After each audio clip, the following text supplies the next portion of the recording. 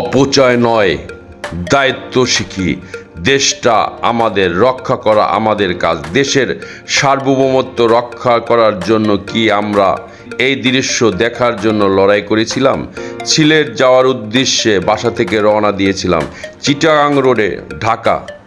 সাইনবোর্ডের বিপরীতে 10তলা বিল্ডিং একটি, চারিদিকে জলমলে আলো। অপচয় দেখে যে কোনো মানুষের গা শিউরে উঠবে।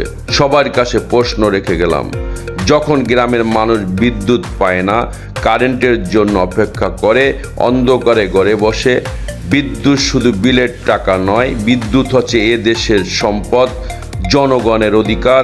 আমরা যদি নিজেরা সচেতন না হই, তাহলে দেশের ভবিষ্যৎ কে রক্ষা করবে? আজ এই পর্যন্তই বন্ধুরা। ভালো থাকবেন, সুস্থ থাকবেন। আবার কোনো নূতন কোনো গল্প নিয়ে আপনাদের মাঝে হাজির হব ইনশাআল্লাহ। নির্দিষ্ট কোনো দিন নয়, তবে একদিন। আসসালামু আলাইকুম।